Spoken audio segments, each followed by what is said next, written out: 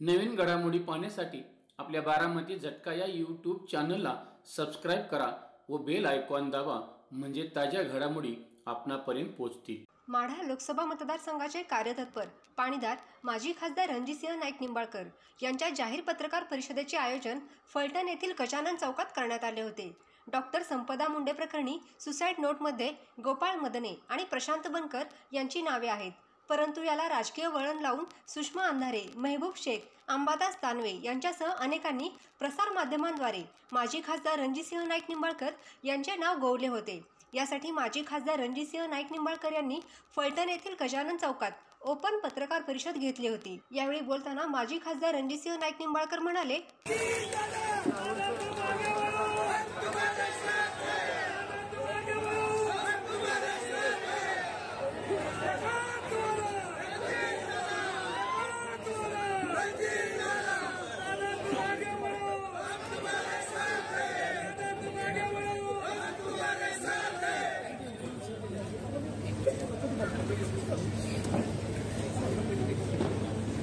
ज्या पार्श्वभूमीवर अशा प्रकारची पत्रकार परिषद, ती सुद्धा फलटण तालुक्यामध्ये माय माऊली, माता भगिनी, माझी माता, माझी मुलगी, माझी पत्नी, माझ्या सर्व भगिनी या सर्वांच्या सोबत साक्षीने करण्याची वेळ आली। त्याचं कारण ज्या पीडित डॉक्टर भगिनींची या तालुक्यामध्ये आत्महत्या झाली, त्यांचा जीव त्या ठिकाणी तळमळला। जे कारण काय असेल, रणजितसिंह निंबाळकर कोणाचं कॅरेक्टर असर्शन करण्यासाठी इथं आलेला नाही किंवा कोणा कॅरेक्टरचं पोस्टमॉर्टम करण्यासाठी इथं आलेला नाही आणि करणारही नाही, तो माझा स्वभावही नाही। त्या बिचाऱ्या माझ्या डॉक्टर भगिनीसाठी माझी सर्वांना विनंती की एक क्षण आपण सगळ्यांनी उभं राहू आणि श्रद्धांजली वाहू।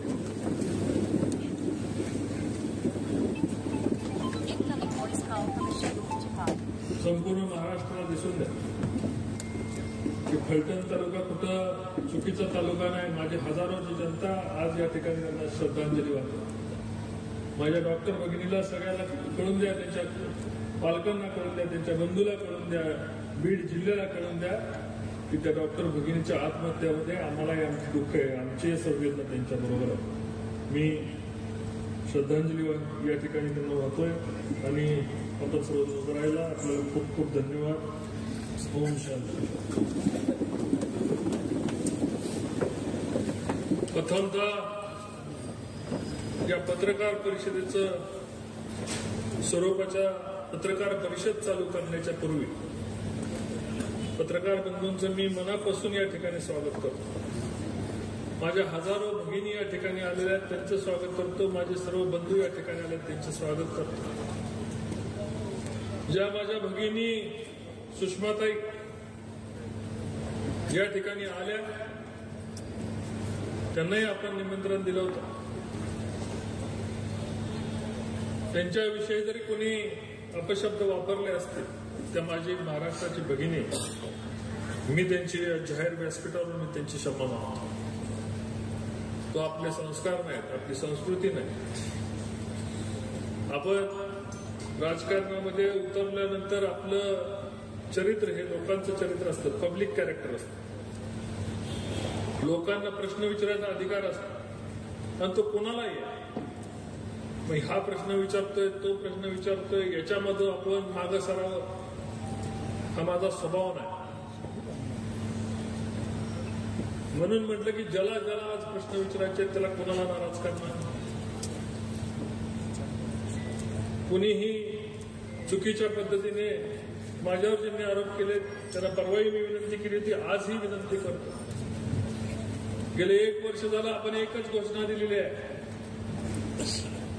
आपल्याला बदला आणायचा आहे, बदला घ्यायचा नाही।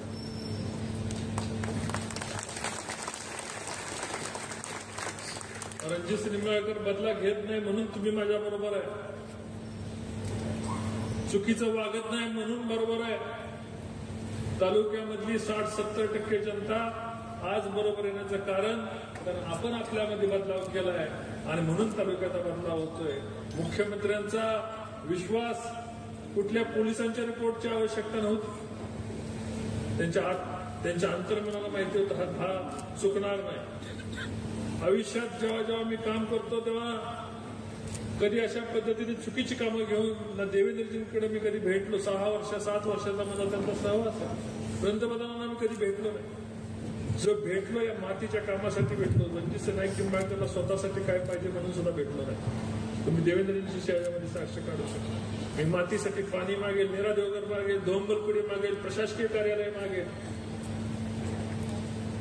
महसूल भवन मागेल, रस्ते मागेल, माझा फलटणच्या साठी जिल्ह्याच्या सुविधा मागेल. आणि माझी मागण्याची क्षमता आणि त्यांची देण्याची क्षमता असल्यामुळं आमचं एक वेगळं नातं या ठिकाणी निर्माण झालेलं आहे.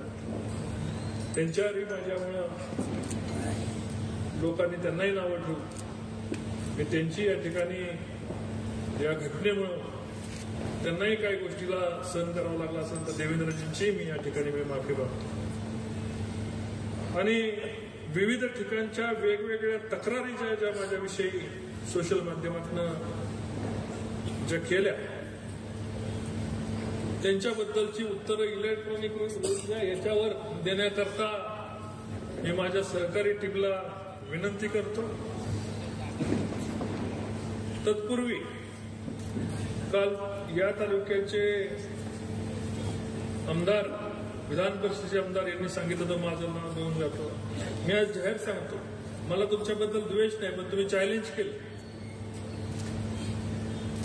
हे सांगतो या तालुक्याची बदनामी झाली ते तुमच्यामुळे झाली. तुम्ही कुणाला धमक्या देता नाव घ्या, कुणाला धमक्या देता तुम्ही नाव घ्या. अरे शेर को धमका सकते, डरा नहीं सकते.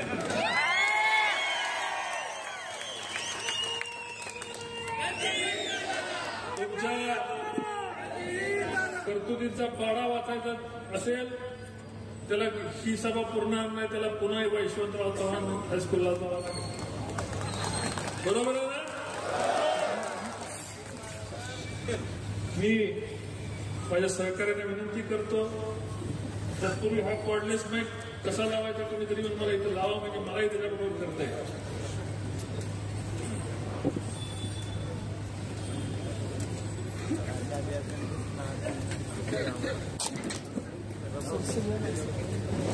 काय आहे ते बघू द्या ना. बरोबर आहे. वाईल्ड अँगल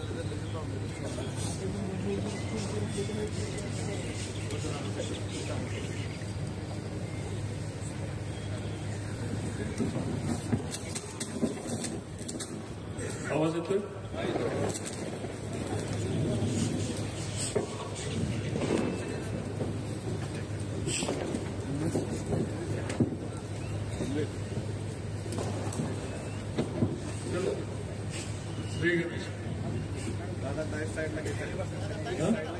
राईट साईडला घ्यायचा. ओके, खालीच घ्यायचं का? खाली घ्या.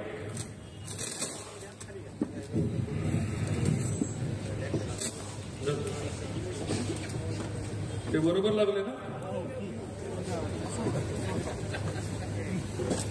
काय तंत्रज्ञान आपल्या सगळ्याला शिकलं पाहिजे.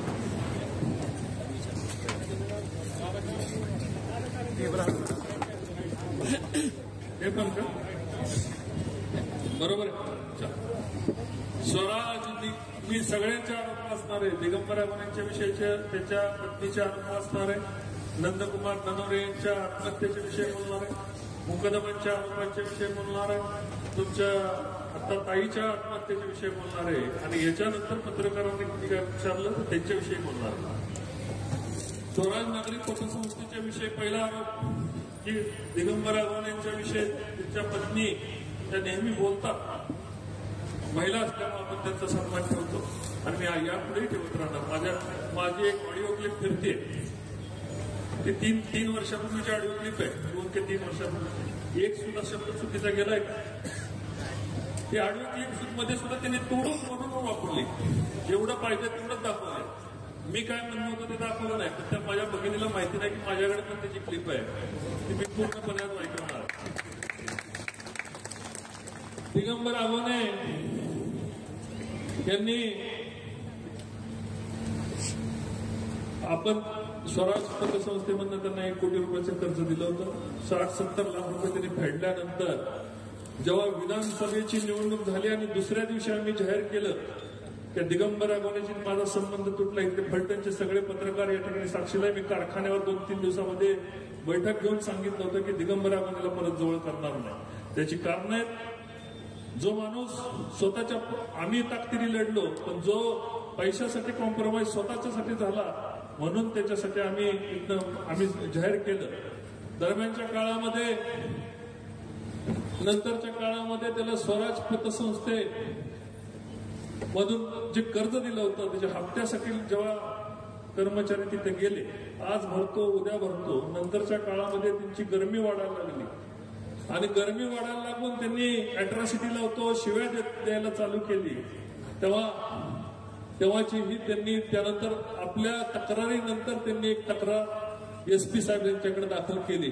त्याच्यामध्ये म्हणतायत माझे वडील नामदेव आगवणे यांच्यावर 226 कोटी रुपये कर्ज काढले, कोणाच्या सातबारावर कर्ज काढलं नव्हतं. 226 कोटी रुपये हे साखर कारखान्यावर कर्ज काढलं होतं. साखर कारखान्याची मालमत्ता आणि माझी मालमत्ता तारण दिली होती. दिगंबरचे माझे संबंध होते, त्यामुळे त्यांच्या वडिलांची आणि बाकीच्यांची साखरवाडीतली मालमत्ता सह तारण दिली होती आणि ती काढून पण दिली होती त्यांना. पण काढून द्यायच्या आतच एकाच ठिकाणी 3 बँकेचे बोजे त्यांनी चढवले आणि तिथून पुढे आमचा वाद चालू होता.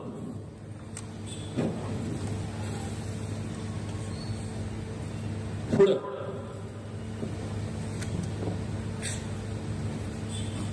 रणजितसिंह नाईक निंबाळकर यांनी 2013 मध्ये रणजितसिंह नाईक निंबाळकर चेअरमन यांच्या त्यांची पत्नी जिजामाला नाईक निंबाळकर यांना निवडणूक लढवायची असल्यामुळे सन 2013 मध्ये कर्ज काढले आणि आर्थिक वर्षामध्ये त्यांनी पतसंस्थे सुरवडीमध्ये त्या जमिनीचा वाद चालू असल्यामुळे माझ्यावर बोजा दिसण्यासाठी बोजा चढवला.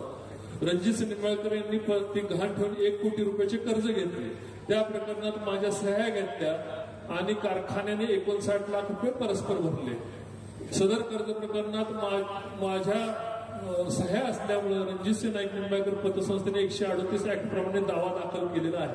ही तक्रार दावा दाखल केल्यानंतर पण ह्यात ते आगवणे काय म्हणतात की 2013 मध्ये पंचायत समितीची निवडणूक लढवायची असल्यामुळे ते कर्ज काढून मी त्यांना दिले. मी माहिती त्यावेळेस घेतली की मला कर्ज दुसऱ्याचं कर्ज काढून निवडणूक कधी लढवायला लागते, कारण आज सुद्धा महाराष्ट्रामधला सर्वाधिक जास्त टॅक्स भरणारा खासदार म्हणून मी होतो. तरी सुद्धा मी पंचायत समितीतनं दाखला घेतला. काय दाखला? ही दिगंबरची तक्रार आहे की मी कर्ज काढलं आणि त्यांनाच दिलं पंचायत समितीच्या इलेक्शनला. पंचायत समितीने दाखला दिला की 14/3/2012 सालीच निवडणूक झाली, त्या पंचायत समितीच्या सदस्य झाल्या. मग 2013 साली कुठनं निवडणूक काढली दिगंबरनी हे कोणाला कळलं नाही. पण फ्रॉड. त्याच्यानंतर हे त्याच्या पत्नीचे म्हणते ना आम्ही कर्ज काढलं नाही, आमचं हे झालं. हे दिगंबरच्या सह्याचे सगळे नमुने अर्ज पुढे चला. त्याला थकबाकी भरण्याविषयीचं दिलेलं नोटीस, त्याच्या जामीनदारांना. त्यानंतर दिगंबर आगवणेंनी आम्हाला पतसंस्थेला परत उत्तर दिलं की दिगंबर आगवणे जे हेडलाईन डार्क केलेले तेच इथे घेतलंय. दिगंबर रोहिदास आगवणे उत्तराने कळत आपल्या मार्फत 15 जून 2021 मध्ये कर्ज वसुलीची नोटीस मिळाली. नोटीसीमुळे मला 1 कोटी रुपये रक्कम घेतल्याचे नमूद केले. कर्ज रक्कम 58 लाख रुपये व त्यावर व्याज 46 लाख ही मागणी केली. वास्तविक सेवा पतसंस्थेवरती नमूद केलेले कर्ज घेतले नव्हते. सादरची रक्कम माझ्या कोणत्याही खात्यावर जमा झाली नव्हती. आपल्या नागरी पतसंस्थांवर मार्फत जमा झालेली नाही. त्यामुळे मी नागरी पतसंस्थे कर्ज स्वीकारण्याचा संभव प्रश्नच येत नाही. पुढचा 1 कोटी रुपये कर्ज कधीही प्राप्त झाले नाही. माझ्या विरुद्ध कारवाई करण्याचा अधिकार नाही. कोऱ्या सह्याच्या ताब्यात असल्यामुळे धनादेशाचा दुरुपयोग करू नये, फौजदारी दावा दाखल करू नये असं दिगंबर आगवणे म्हणतात. मी सह्याच केल्या नाही, मी कर्जच घेतलं नाही. त्यानंतर आम्ही SP ऑफिसला हे सरकार लक्षात घ्या पत्रकार बंधूंनो, हे सरकार महाविकास आघाडीचं होतं. रणजित निंबाळकरच्या विरुद्ध अनेक अर्ज झाले, 20-25 अर्ज झाले. त्यातला हा पहिला का दुसरा अर्ज असेल. तर त्याच्या वेळेस त्यांचं मॉर्गेज डीड आम्ही त्या ठिकाणी दिलं. हे दिगंबर आगवणेंचं मॉर्गेज डीड आहे. पुढे चला. हे पैसे कुठे दिले दिगंबर आगवणेंना? सातारा जिल्हा मध्यवर्ती बँकेमध्ये चेकने दिले आणि दिगंबर आगवणेंनी ते पैसे अशा पद्धतीने चेकने काढून दिले. हे मी म्हणत नाही.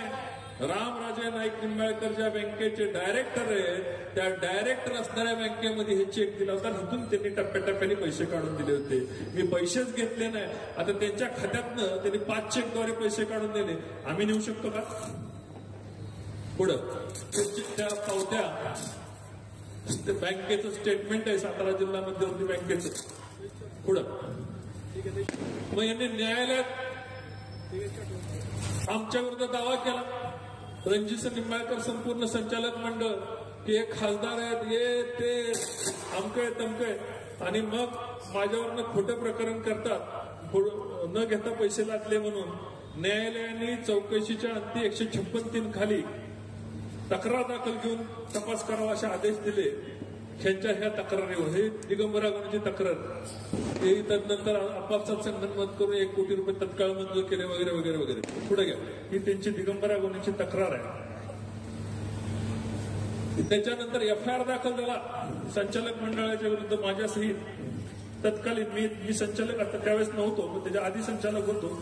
माझ्यावर FIR दाखल झाला. पुढं नंतर माननीय न्यायालयाने जी चौकशी केली, पोलिसांनी चौकशी नाही केली. पोलिसांना जाब जबाब विचारले आणि जाब जबाबामध्ये न्यायालयाने त्याची B-समरीची ऑर्डर पास केली. काय केली?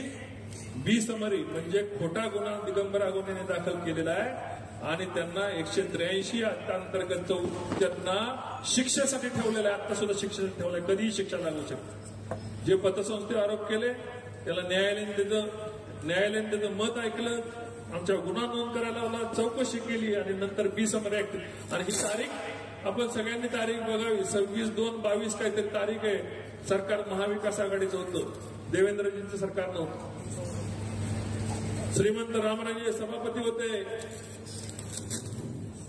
पुढं ही ऑर्डर आहे. पुढं चला. ठीक आहे. B final accepted. JMFC न्यायालय फलटण. पुढे चला. त्याच वेळेस पोलीस खात्यामध्ये मला 21 वेळा बोलवलं, कारण सरकार त्यांचं होतं. आर्थिक गुन्हे शाखेने माझी चौकशी केली. त्या चौकशीमध्ये गैरअर्जदाराचं म्हणणं, हे आमचं म्हणणं, हे अर्जदाराचं म्हणणं, आणि चौकशीतली वस्तुस्थिती काय? अर्जदार यांनी 1 कोटी रुपयाचा RTGS द्वारे घेतलेले आहेत, रक्कम घेतल्याचे मान्य करतात, पण वीज कंपनी कोजन यासाठी दिला अशी पुरवड रक्कम उत्तर दिली. परंतु तसं न करता वैयक्तिक खात्यावर सदर आयुर ट्रेडर अर्जदार यांना थकीत बिलापोटी वर्ग करून देणे रेकॉर्ड उपलब्ध केले. अर्जदार यांच्या पैशाचा व्यवहार एकमेकांच्या संगनमतीने झाला. अर्जदारांनी पैसे स्वीकारले. कारखान्याच्या बिलापोटी खात्यावर गैरअर्जदारांनी भरले. फौजदारी गुन्ह्याचा प्रकार दिसून येत नाही. त्यांनी सांगितलं की त्या दरम्यानच्या काळामध्ये काय झालं होतं की त्यांनी 65 लाख रुपये बघ्यासाठी भरले होते आणि 65 लाखातले फोनवरूनच सांगितलं आम्हाला की तुम्ही मला काय बघ्यास नकोय, कुठलं तरी कर्ज मिळालं होतं, बघ्यास नकोय, पैसे 59 लाख रुपये भरा. त्याच्यावर वेगळा आरोप केला की 59 लाख रुपये माझे परस्पर माझ्या कर्ज खात्यावर भरले, आमच्या नाही त्याच्याच कर्ज खात्यावर भरले, तरी सुद्धा आरोप केला होता. तक्रारी.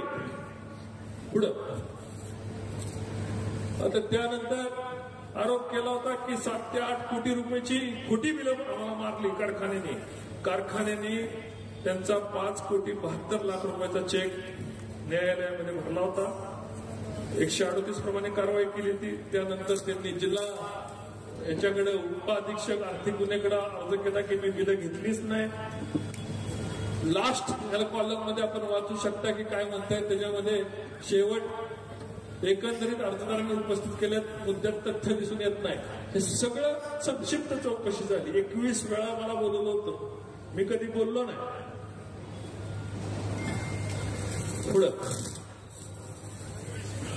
तेच ते म्हणतात की आमच्या जमिनीवर 226 कोटी रुपये कर्ज काढलं. ते पिंपळवाडी इथे सेंट्रल बँक आहे, इथे जर लास्ट पॅरेग्राफ वाचा, मोजा गरदार विनंतीनं आर्थिक 19-20 मध्ये चढवला होता, 22 मध्ये सेंट्रल बँक ऑफ इंडियाने रेकॉर्डवर प्राप्त आहे. अर्जदार कारखान्याचे व्हाईस चेअरमन भागीदार कोणत्याही आश्वासन दिलं नव्हतं. एकंदरीत अर्जदारांनी उपस्थित केलेल्या मुद्द्यात तथ्य आढळून येत नाही.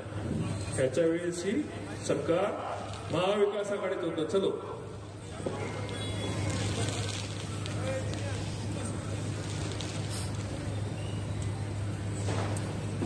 आता जे कर्ज आम्ही त्यांना दिलं ना, ते त्यांच्या विधानसभेला जो फॉर्म भरला होता ना, त्या फॉर्म मध्ये पण उपलब्ध होतं की मी कर्ज दिले किंवा त्यांच्या खात्यावर मला 2.5 कोटी रुपये आले. सगळे व्यवहार त्यांच्या विधानसभेच्या फॉर्म मध्ये होते, माझ्याही लोकसभेच्या फॉर्म मध्ये होते.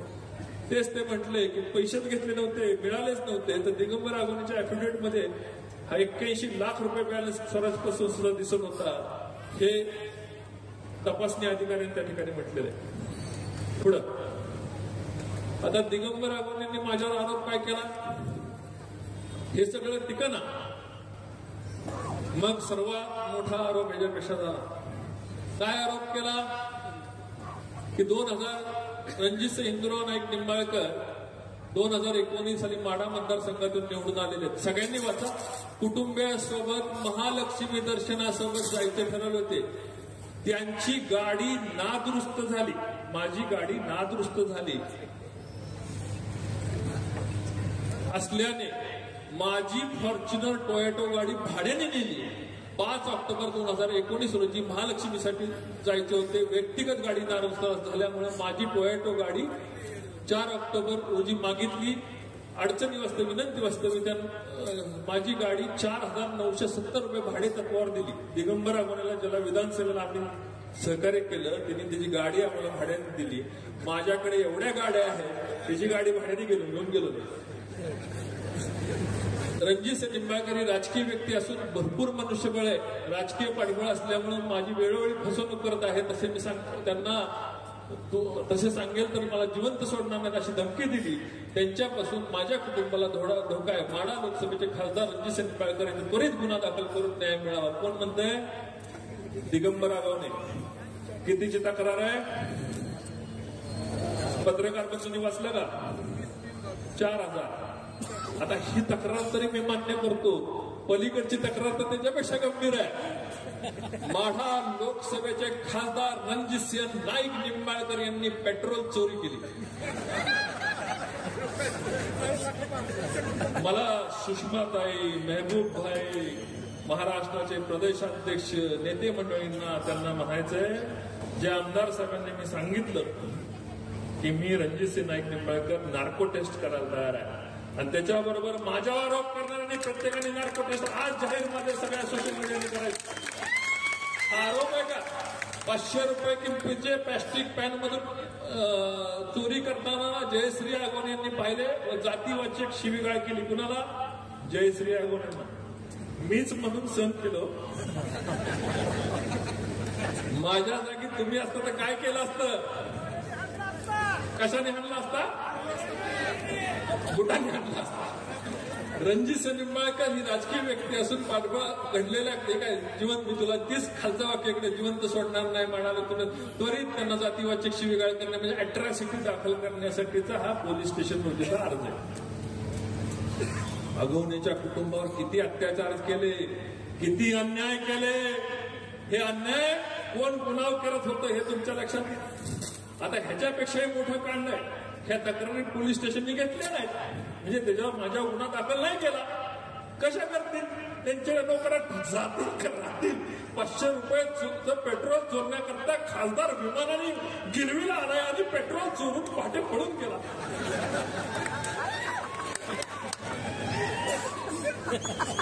हे झालं नाही. हे झालं नाही म्हटल्यानंतर मास्टर माइंड ऍक्टिव्ह झाला.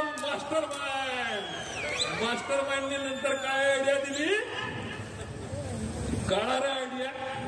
हे जरा नाही ना, ते ऑडिओ क्लिप वाजव. पहिली तर आमच्या जयश्री ताईची ऑडिओ क्लिप जी त्यांनी कापली होती ती जरा नीट ऐका. वाजवा जरा जोरात. विषय आता त्यांचा काय मध्ये लतीफायचा ठाकूर साहेबांचा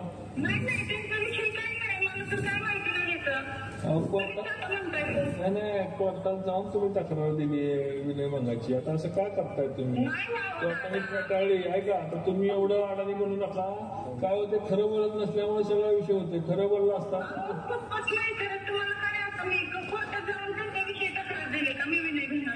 हो, मग तुमची तक्रार आहे. तुम्ही माहिती आहे का, पुन्हा ठोंबरे वकील आहेत की शिकवायला विचारा की तुम्ही ठोंबरे वकील म्हणून कोणाकोणी नावं टाकले. प्रतिभाचं नाव आहे, आमचे ठाकूर साहेबांचं नाव आहे.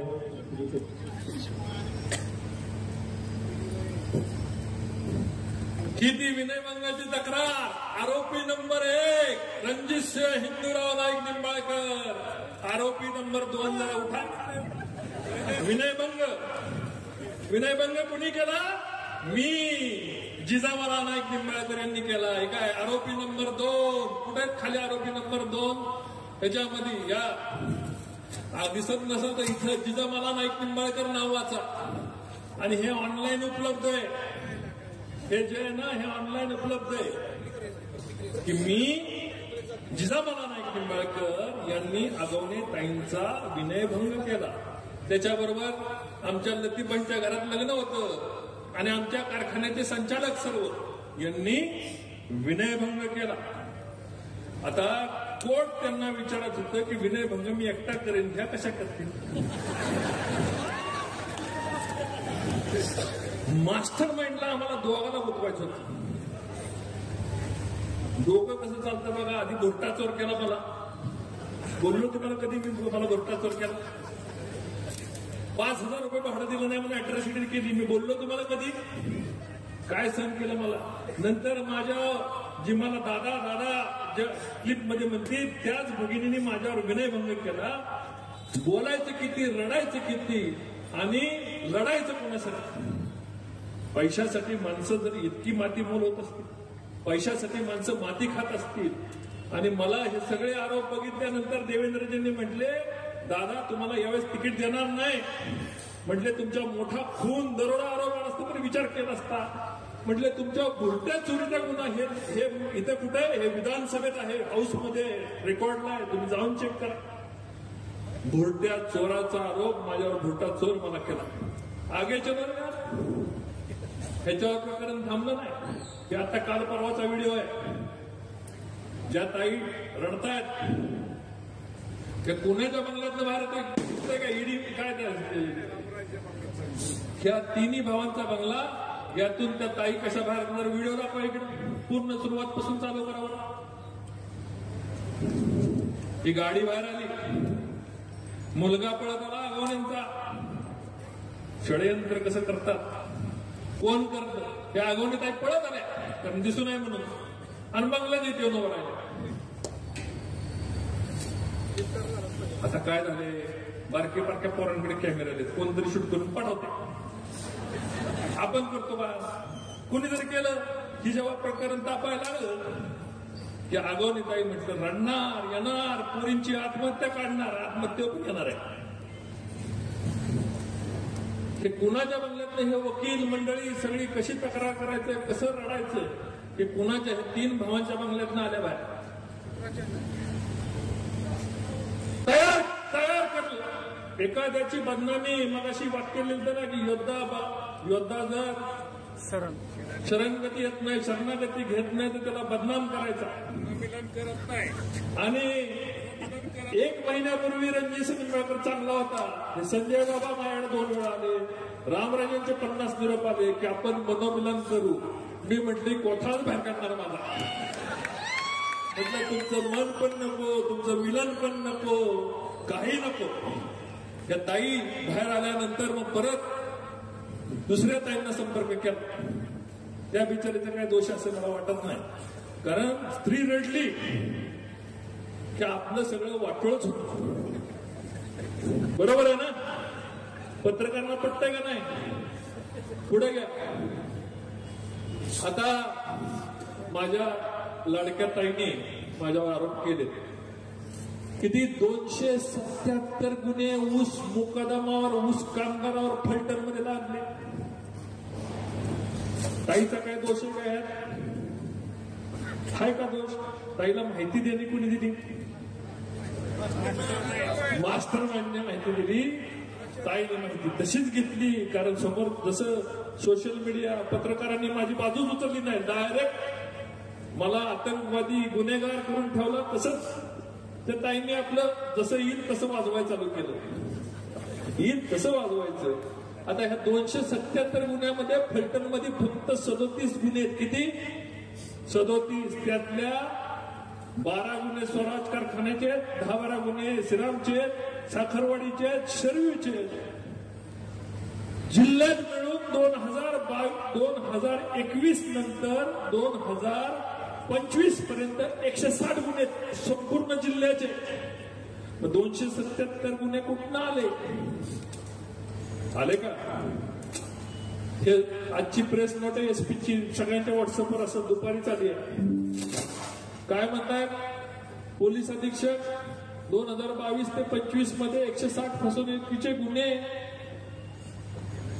टोळी मुकदमांचे आणि ह्यांचे कुणाच्या कारखाना व जिल्ह्यातील वार्ता प्रतिनिधी साखर कारखान्यातर्फे फसवणुकीचे गुन्ह्याची माहिती वारंवार विचारणा केली. प्रसारमाध्यमांमध्ये गुन्ह्याच्या संख्येबाबत अनेक गैरसमज आहेत, त्यानुसार माहिती देण्यात येते. सातारा जिल्ह्यात 22 ते 25 कालावधीमध्ये 160 फसवणुकीचे गुन्हे आहेत. साखर कारखान्याचे पैसे बुडले, तिथं लोकांना मारलं, त्यांच्यावर गुन्हा दाखल करायला नको का? आपल्या लोकांना टोळी मुकदमांना फसवलं, गुन्हा दाखल करायला नको? माझं काय चुकतंय का? आणि कारखाना ही स्वतंत्र संस्था आहे, मी तिथे काही संचालक नाही, चेअरमन नाही. सगळ्या कारखान्यांनी गुन्हे दाखल केले. फक्त रणजितसिंह नाईक निंबाळकरनी 277 गुन्हे दाखल केले. रणजितसिंह निंबाळकरच्या मसुदी केंद्र आहे, पोलीस छळछावणी आहे, सगळं आहे. पण वस्तुस्थिती हे मित्रांनो, जो मित्र माझा जो बोलतोय त्यांनी माहिती घ्यावी. मला बोलण्याबद्दल, आरोप करणाऱ्याबद्दल, आरोपाला रणजितसिंह निंबाळकर घाबरत नाही, आणि गुन्हा केला तर शिक्षेलाही घाबरत नाही. पण जो गुन्हा नाही केला तर कुणाच्या बापाला घाबरत नाही. पुढे चला. हे बघा, कारखान्यांचे गुन्हे फलटण तालुक्यामध्ये स्वराज कारखान्याचे 1 ते 5, तुमच्या दत्त इंडियाचे गुन्हे. पुढे चला. हे सगळे स्वराज इतर फिर्यादी, श्रीराम कारखान्याचे गुन्हे, शरीव कारखान्याचे गुन्हे. हे काळे साहेबांची माहिती फलटण शहर पोलीस स्टेशन. आगे चलो. आता ह्याच्यापेक्षा गंभीर प्रकरण समोर आलं. काय प्रकरण समोर आलं? बीडमध्ये ज्यांच्यावर आम्ही एफआयआर केल्या, आम्ही समजा 10 लोकांवर एफआयआर केल्या, फलटण मधनं त्यांना माणसं जाऊन भेटायला लागली की तुम्ही कारखान्यांच्या विषयावर आणि रणजितसिंह निंबाळकर गरम बट्टे लगावता नका. कारखान्याचे मुकदम द्यायला लागले की रणजितसिंह निंबाळकरनी कसं मारलं, त्यांच्या लोकांनी कसं मारलं, पोलिसांनी कसं मारलं. मुंडेताईंनी त्यांना मदत केली, त्या बिचारीची मयत झाली. तिचा एकाही ज्या मुकदमांच्या विरुद्ध आम्ही तक्रार केल्या त्याचे एकाही मुकदमानं ज्या मुकदम बोलले त्याच्या एकाही मुकदमानं त्यांनी टेस्ट केलं नव्हतं. पण प्रत्येक मुकदम म्हणायचा मुंडेताई मला भेटली आणि मीच तो मुकदम जयारी. हे ते गुन्हे. आता हे बाळासाहेब राठोड म्हणून एक व्यक्ती बोलला परवा बीडमध्ये, त्याच्यावर इतर ठिकाणचे गुन्हे किती ते काढले. ज्यांच्यावर आम्ही गुन्हे दाखल केले ते हबब नाहीत. सगळ्यांनी, पत्रकारांनी बघावं. हे भाऊसाहेब राठोड तो बोलला, त्याची ही परिस्थिती. मधुकर राठोड म्हणून त्याचा भाऊ बोलला, विमानतळात नेलं, पोलीस स्टेशन पासून उचलून विमानतळात नेलं आणि झाडाला उलट टांगून मारलं. मी 2-3 दिवस झालं पत्रकार परिषद घ्यायला मला उशीर झाला. म्हणजे विमानतळात झाड शोधत होतो मी, कुठे झाड विमानतळात झाड नाही. आणि या बिन झाडाचा मुकदम उलटा टांगला. तो म्हणतो की मला मार आणि वार पटेल. त्या भाऊसाहेबांच्यावर किती उभे. शिवाजी करकळ नावाचा एक वयस्कर मुकदम. मी होतो, मला अस्वस्थ वाटायला लागलं. मुंडेताईंनी मला आधार दिला, पोलिसांनी मला घेऊन गेले. त्याच्यावर इतर कारखान्यांचे गुन्हे किती तेही बघा. हे सर्टिफिकेट आहे, तोंडी बोलत नाही. कुणी सह्या केलेल्या रिमांड रिपोर्ट मधले सर्टिफिकेट, याच्या गुन्ह्यांच्या सह्या नाहीत. बीड वगैरे मला तुम्हाला सांगायचं, मुंडेताईने ह्या 6 मुकदमाचा आमचा काही संबंध नाही, तिच्यावर सहाय्य केलेला नाही, मुंडेताईचा काही विषय नाही. तुम्हाला भडकवलं जातंय, तुम्हाला चिडवलं जातंय. आता हे मुकदम का चिडले? कारण ह्यांचे आरोप सिद्ध झाले. यांना लाईफ लागणार आहे, लाईफ. 15 वर्ष शिक्षा लागणार आहे. किती? 15 वर्ष. मग साहजिक आहे ना, 15 वर्ष शिक्षा लागणार असेल तर आता रिटून खोटं बोलतात. कसं खोटं बोलतात एकदा बघूया आपण. चलो आगे. आता हा व्यक्ती बघ, चालू करा. विमानतळावर नेऊन मला मारण्याचं मारलं. आज मी माझा मुलगा हा काम करीत नाही. कारण का आता कशाने मारून ते मला झाडाला बांधून वरून खाली मानेवर सोडित होते आणि परत लाता बुक्या काट्या आणि ते ह्याचे मोटरसायकलचे हे होते, शॉकअप होते. अशा पद्धतीने मला मारहाण केली. विमानतळावर झाड चोरून आणि विमानतळाच्या भिंतीला लागून दिवाणी न्यायालय, दिवाणी न्यायाची भिंत संपती की पोलीस स्टेशन आहे. ह्या पट्ट्याला दिवसा नेलाय, लटकावला विमानतळामध्ये, झाडामध्ये दिवसा मारला आणि मधुदीप परिणाम झाल्यानंतर निसर्ग राहिलं होतं, निसर्गावर नेऊन ठेवला म्हटले. अरे मारला तर तुला निदान बाहेर नेऊन ठेवतात, एक्झिक्युटिव्ह हॉटेलमध्ये कसं कोण नेऊन ठेवत? निसर्ग बदनाम, दिवाणी न्याय शेजारी. हे महाशय काय म्हणतात बघा. मला पोलीस स्टेशनला घेऊन गेले. पोलीस स्टेशनला गेल्यानंतर पुन्हा दवाखान्यात गेले. आपल्या मुंडेताई आता हे काल आपल्या बीडला जी घटना घडली त्या ताईने तपासलं मला. ते म्हणून गोळा त्या पेशाने गोळा करून दिली, हेवी चार्ज म्हणजे हेवी. मग गोळा करून दिल्यावर मुलगी तपासून बीपी तपासून आम्हाला त्यांचं ते लेटर दिलं आणि ह्याला पोलीस स्टेशनला नेऊन आम्हाला 3 दिवसाचा पिशा दिला. तुमच्या वेळेला असं घडलं होतं का की तुमचा जो बीपी आहे किंवा चांगला वेगळा रिपोर्ट द्या असं काही बोलले होते तुम्ही? नाही, माझा बीपी चांगला स्वतः त्यामध्ये याचा काही प्रश्न नाही. तुमच्या समोर कधी घडलं होतं असं की वेगळा रिपोर्ट घेण्याच्या संदर्भात? नाही, माझ्या समोर नाही, पण मॅडमची माझी ओळख झालेली आहे. त्यांच्याशी संवाद झाल्यावर नंतर कधी बोलणं झालं तुमचं त्या डॉक्टरचं की असं काही तिथे होतं? नाही झालं, ताईसंग बोललं. माझं 2 वेळा झालंय, पण नंतर माझं नाही बोलणं झालं.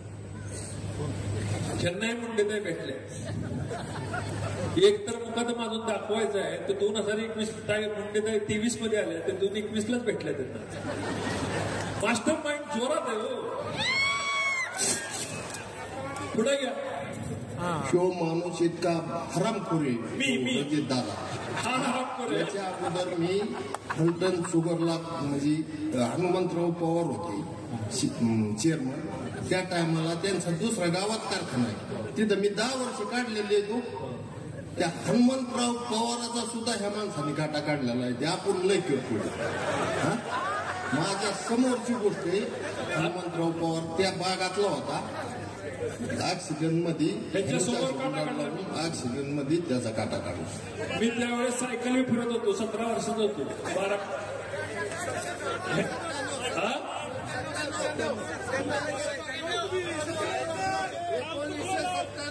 1997 साली त्यांचा मृत्यू झाला होता. मी 18-19 वर्षाचा असेल. आणि अशा परिस्थितीमध्ये हे महाशय म्हणतात माझ्या समोर हनुमंतराव पवारांचा काटा काढला. आगे चलिए. आता या संपूर्ण प्रकरणामध्ये एका अर्जावरती महिला या संपूर्ण प्रकरणामध्ये एका अर्जावरती महिला डॉक्टरने उल्लेख केला होता ज्यांनी सुसाईड केला, आत्महत्या केली, की फिट अनफिट सर्टिफिकेट देण्याच्या संदर्भात त्यांच्यावर खासदारांच्या 2 PA येऊन दबाव टाकला. ते सगळं प्रकरण तुमचं होतं का? हो, ते प्रकरण माझं होतं. त्याचा तपासणी रिपोर्ट आहे, कुणी तपासतात. पुढं वाजवा या संपूर्ण प्रकरणामध्ये एका अर्जावरती महिला डॉक्टरने उल्लेख केला होता ज्यांनी सुसाईड केला, आत्महत्या केली, की फिट अनफिट सर्टिफिकेट देण्याच्या संदर्भात त्यांच्यावर खासदारांच्या 2 PA येऊन दबाव टाकला. ते सगळं प्रकरण तुमचं होतं का? हो, ते प्रकरण माझं होतं. ते पुढंच जाऊ दे, पुढंच. आता मी धनंजय आत्मारामला लावले. सोशल मीडिया व न्यूज चॅनल यांना विनंती करतो की आमचं नलावणे हे जे प्रकरण आहे हे न्यायप्रविष्ट आहे. आम्ही पोलिसांना व न्यायालयाला याची माहिती दिलेली आहे. तरी आम्हाला मानसिक त्रास होईल असं कुठल्याही न्यूज चॅनल व सोशल मीडिया यांनी वक्तव्य करू नये ही विनंती. त्यांचं म्हणणं हे दिलं होतं की हा रणजितसिंह नाईक निंबाळकर, खासदार निंबाळकर, त्यांच्या भावाच्या आत्महत्येस त्यांच्या कुटुंबाने दिलं होतं. त्यांचं पण त्या बिचाऱ्यांनी विनंती केली आहे की त्याच्याबद्दल जास्त बोलू नका. काय परिस्थिती, त्या माणसा गरीब माणूस आहे, त्या माणसाला रोज जाऊन दिवस जातं, किती पैसे घेतले. अरे बाबा, माझा त्या माणसाशी काही संबंध नाही. त्याच्या कुटुंबाने दुसऱ्या दिवशी जबाब दिलेले आहे. त्याच्या तोंडात शब्द घातला मास्टर माय. त्यामुळं सोशल मीडियाला माझी विनंती आहे की ह्या माणसांच्या, ह्या कुटुंबाच्या बाबतीत कृपया करून त्यांच्या ऑडिओ क्लिप, त्याचा त्रास होतो त्यांच्या कुटुंबाला फिरवू नका. आता हे महबूब बाय शेजारी कोण आहे, येऊन गेले ते आत्ताच. ते सगळं तयार कसं झालं. दिगंबर आव्हानांचा रामराजामध्ये मला कधी संबंध नाही. शेजारी ताई आमच्या धैर्यशील मोहिते पाटलांना जाऊन भेटल्या होत्या. प्रोटीन कुठनं, ते बोलायला प्रोटीन तर पाहिजे ना, आयडिया. ते उत्तमराव आहे.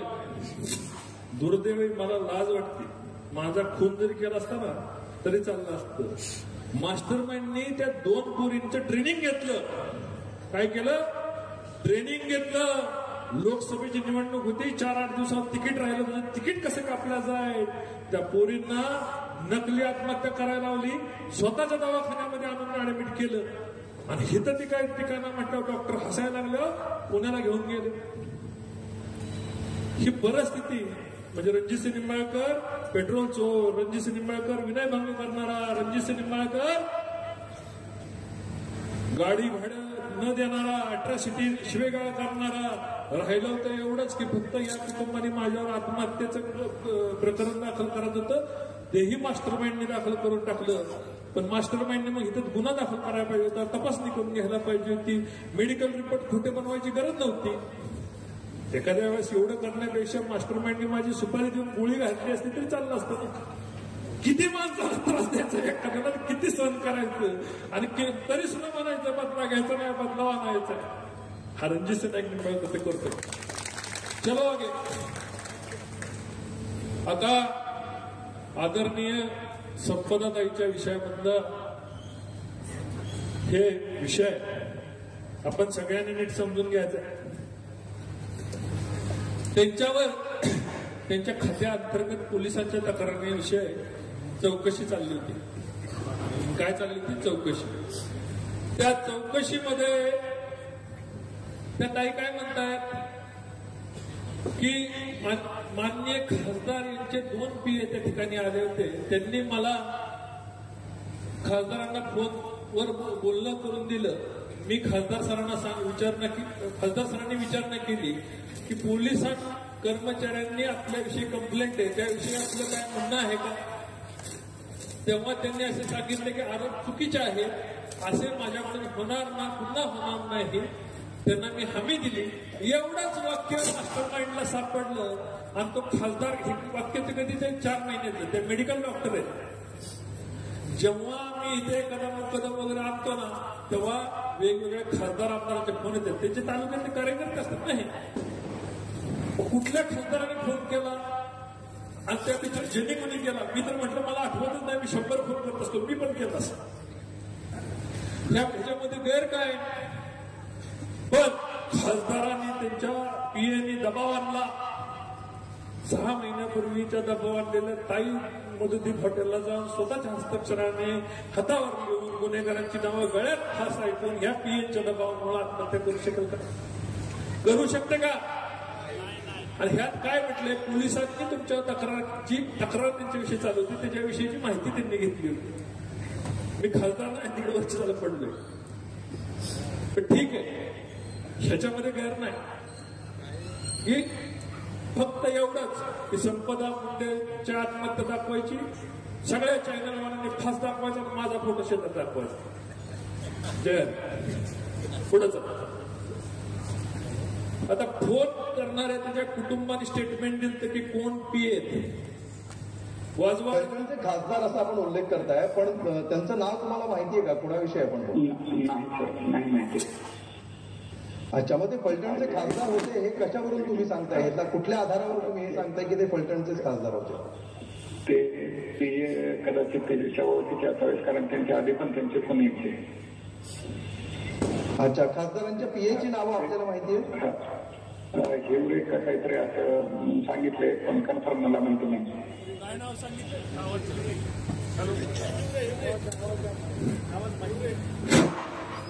हिरवे काय संबंध? मुकुंद रणवरेंनी आदल्या दिवशी रात्री रोहित नागकळेंच्या फोनला फोन केला. कुणाचा नंबर आहे हे कशावर चेक केला? ट्रू कॉलरवर.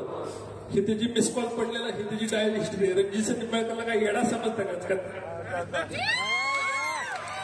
दुसऱ्या दिवशी पांडुरंग गुंजवटे, पांडुरंग हरी, पांडुरंगाने तेच केलं. काय केलं पांडुरंगाने? रोहित नागकळे शेजारीच राहतात, कधीही जमत नाही त्यांचं. त्यांच्या फोनला फोन करून म्हटले माझा फोन हँग झालाय.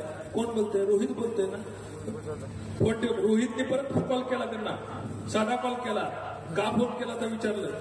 रोहित त्यावेळेस माझ्या शेजारी होता. मी सांगितलं रोहित उद्या त्या पीएनची जागा आहे, तुमचं आणि राजेशचं नाव येणार हे मला माहिती होतं. तेवढं मास्टर माइंडला ओळखतो ना मी. त्या दोघांनाही रामराजेंच्या बंगल्यावरनं रामराजेचा पीए मुकुंद रणवरे आणि ह्या दोघांच्या फोनला फोन करून चेक केलं की ह्याच नाव द्यायचं ना. मग नाव दिलं. मग दुसऱ्या दिवशी ताई सांगायला लागल्या रोहित नागकळे, राजेंद्र शिंदे ही नावं तयार झाली आणि ह्यात आली. हिरवेगार झाला. आणि त्या हिरव्यात तरी काय विचाराने केलं होतं? खासदाराला फोन देऊन त्याला माहिती घेतली होती फक्त. तो खासदार मीच, पीएच माझे. चला पुढं. आता असंच एक प्रकरण जयकुमार गोरे साहेबांच्या बाबतीत झालं होतं. हे महाराष्ट्र टाइमची बातमी आहे. काय म्हणतात आपले श्रीमंत? ऐका.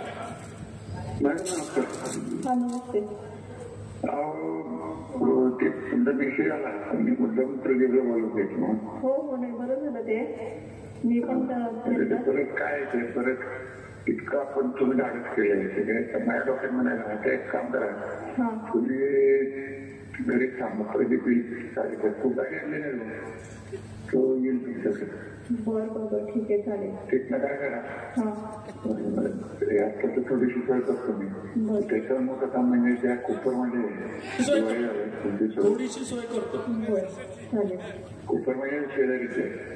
बरं नाही काय हरकत नाही. तुमचं हे बँकेचं होईपर्यंत नाही. तुम्ही कुठल्या प्रकारचं बँकेचं माझ्या डोक्यात काय ते काय असतं बँक ॲश्युरन्स नावाचा एक प्रकार. त्याच्यात कसं आहे, या बँकेचे 300-350 लाख आहेत. ते आम्ही कुठल्या तरी एका इन्शुरन्स कंपनीला तिथं बसायची परवानगी देणार आहे. आणि दररोज झालं की सातारच्या एका ब्रँचमध्ये 5 कोटीचा टर्नओव्हर त्यांचा झाला माझा त्या इन्शुरन्स कंपनीला.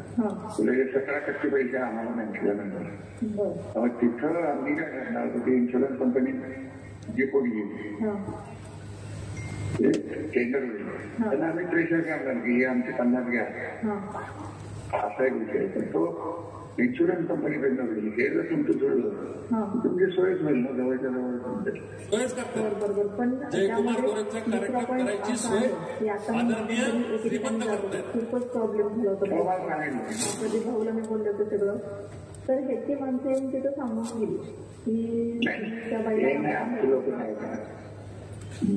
आणि अक्षरशः म्हणजे एका महिन्यात मला त्या लोकांनी कुठलंही कारण नसताना व्यावसायिक मॅडम लोक तसं करणार.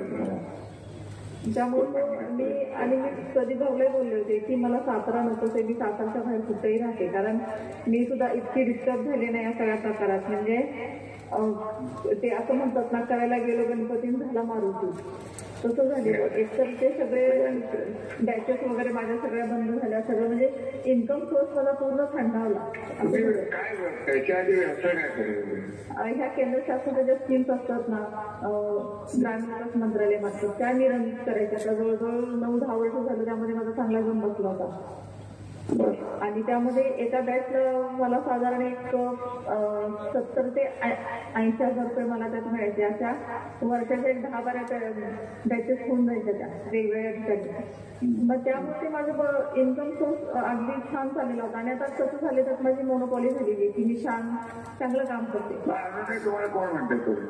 अहो मी तेच प्रदीप भाऊला बोलले की आमचं कॉलेज मी टायअप केलं त्यासाठी पंतप्रतिनिधी पाटणचं बाळासाहेब देसाई, सातारचं कला वाणिज्य ते ह्या जयकुमारनी गुन्हा नोंदवला, पेपरला माझं नाव आलं की ती कामं माझ्या हातातून गेली. हॅलो नाही तुमचं चालून द्या, मला माहिती. हा नमस्ते. नाही परत नका लावतो, जिथपर्यंत आलो तिथपर्यंत लावतो.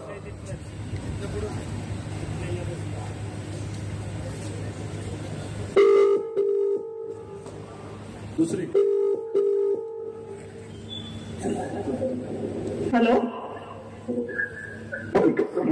चला म्हणजे एक पॉईंट बोला. चला पत्रिका असल्या तर लवकर द्या. चला जर तारीख एवढं मिळणार नाही, मला वेळ नाही, मी आज परत तारीख. हॅलो हॅलो मोहिते बोलते मी सातारवरून. मी आता घारगे काकांच्याकडे जाऊन आले तर ते म्हणले तू फोन कर, मी त्यांना बोललोय म्हणून. तर मग आम्ही दोघं मिळून करून तुला काय पाहिजे? मग फलटणला येऊन भेटून जाऊ का मी? म्हणजे मला तुम्हाला डिटेल्स सांगता येईल.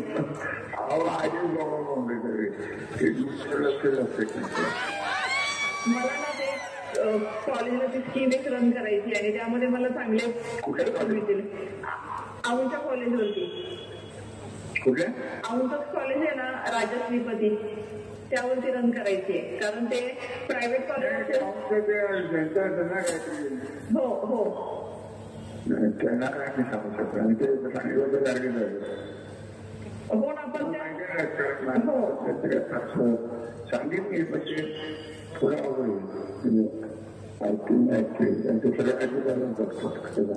हो नाही ते आहे माझ्या कानावरती. आणि त्यांच्याकडून फक्त काय मान्यताच मिळेल, पण बाकीचं सेटअप वगैरे लावायला किंवा गव्हर्नमेंटला जे पाठवायचं जे आहेत पैसे वगैरे, तर तो सगळ्यात मोठा मेन प्रॉब्लेम आहे. म्हणून मी काकांच्याकडे पण गेले होते.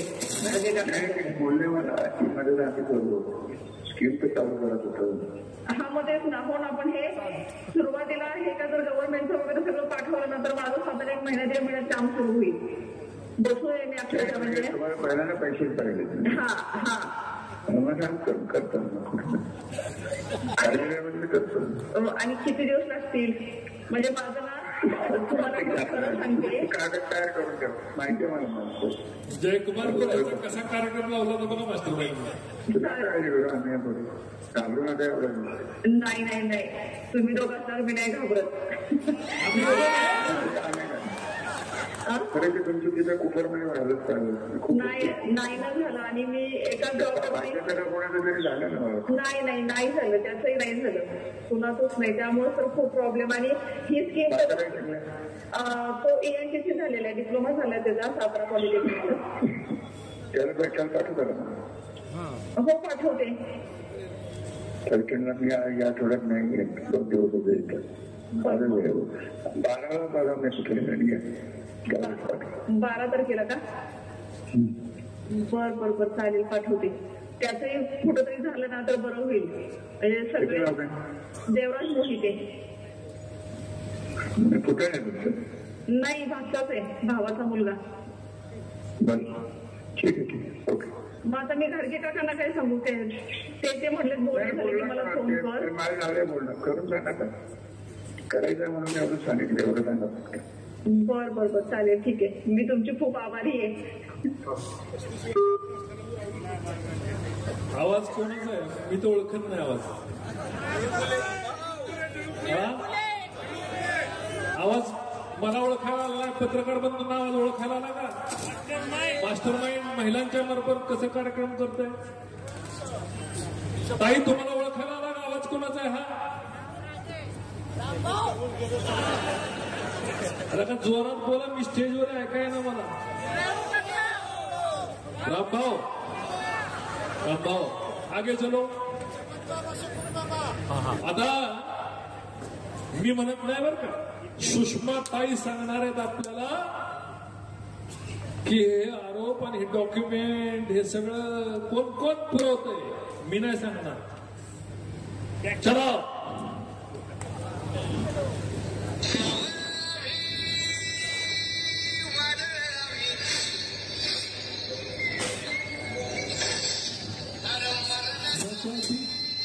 शस्त्र किती आहेत बघा, रिव्हॉल्वर किती आहेत, तलवारी किती आहेत, जंबियो किती आहेत.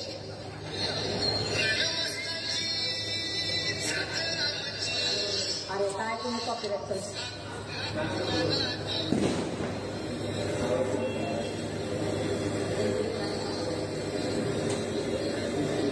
काय भीती आहे या माणसाला. ह्यांची भीती आहे. कुणाचं नाव मी नाही सांगत आहे. ताई जरा सांगा कोण करतंय फलटणची बदनामी. मागणं आवाज आला पाहिजे. हा समोर उभा असणारा 500 रुपये पेट्रोलचा चोर कोणी निर्माण केला. हे सुषमाताई आम्हाला तुम्हाला तुमच्याबद्दल काही बोलायचं नाहीये, पण दुर्दैवाने तुमच्या मोबाईल मधून जे काही फलटणकरांना दिसायचं होतं ते दिसलेलं आहे. आगे चलो. आणि सगळी शस्त्र दर दसऱ्याला पुजणार आहे. एक सुद्धा शस्त्र बेकायदेशीर नाहीये. ताई काळजी करू नका. सगळ्यांची माझ्याकडे स्पेशल लायसन्स आहे. रणजितसिंह निंबाळकर जुनी शस्त्र बाकी शस्त्र करण्याकरता विशेष लायसन्स धारण करतोय. त्यामुळे जास्त शस्त्र बाळगण्याची माझ्याकडे परवानगी आहे. परत क्लिप लावा. वन्स मोर म्हणतात.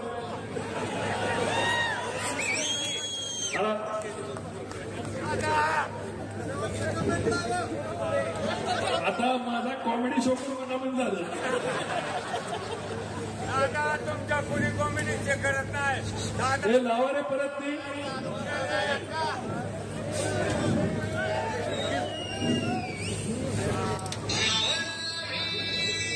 हे फिरा ना.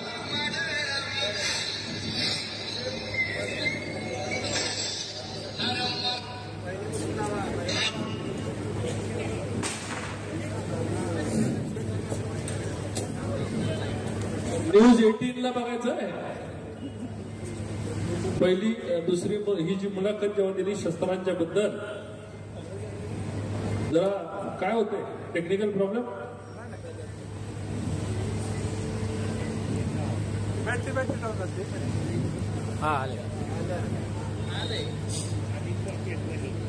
अरे सुरुवात नाही करायची, शेवटाकडे निघालो आपण आता.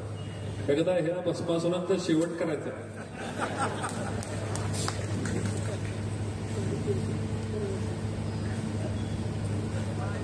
अरे नको सारखा चेहरा दाखवू. भीती वाटते मला.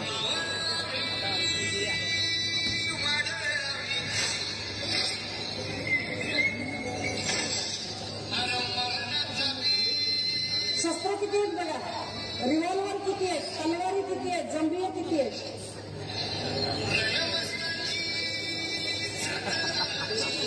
अरे काय तुम्ही कॉपीराइट करता.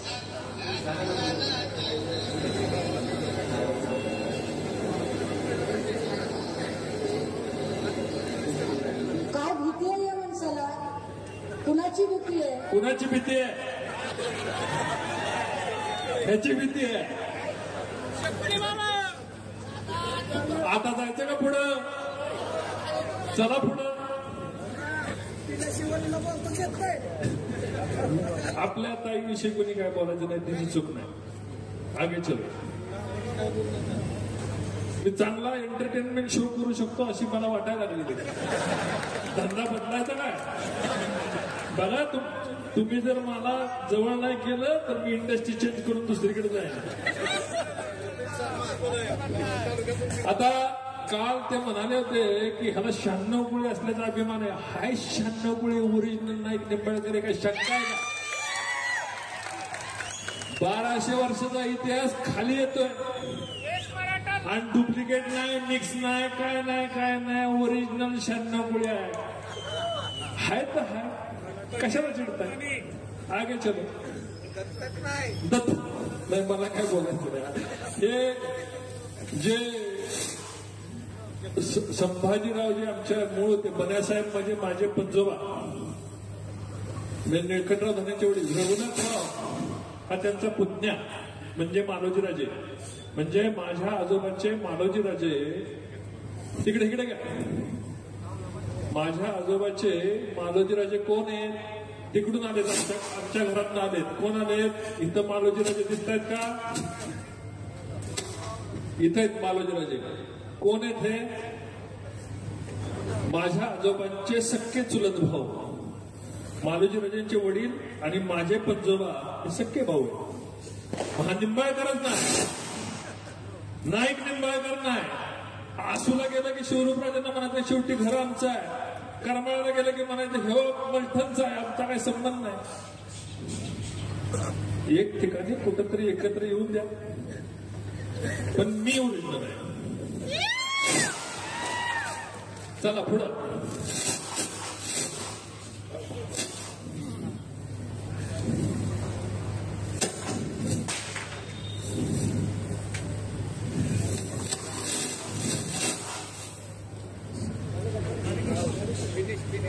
बोलो झाले, म्हणजे संपलेली कळालं नाही.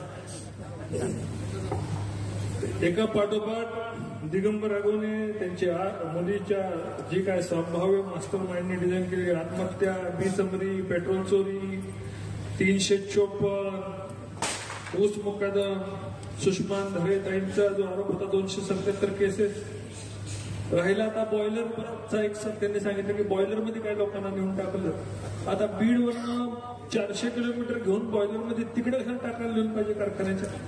गरज आहे का? जर एखाद्याला मारलं तर तिकडेच टाकतील ना. जसं भोसले साहेबांनी सांगितलं की बाबा मारलेला आणून कशाला आपल्या घरात आणायचं. पण आपण शिळी मिली तरी पंचनामा करतो ना.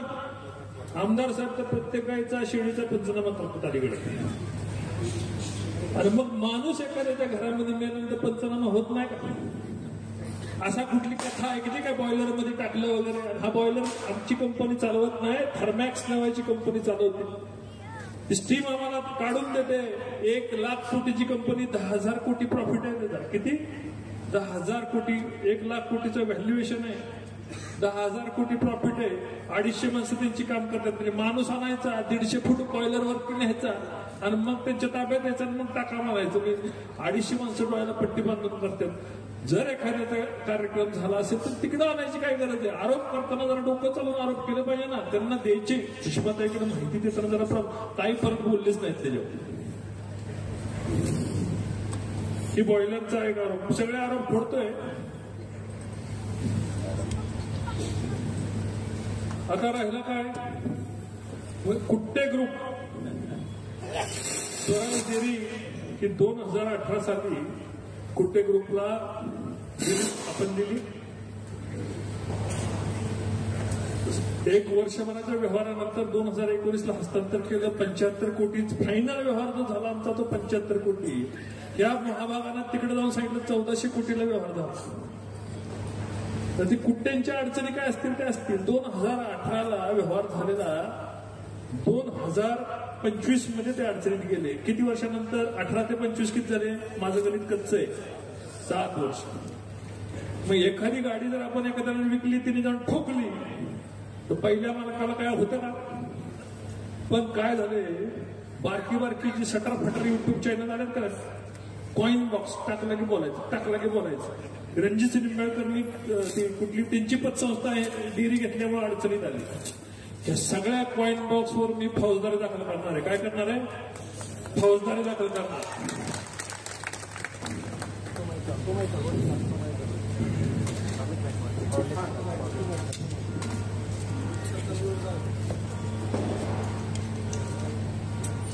किती बदनामी करायची, काय करायची, किती सहन करायची लिमिट आहे.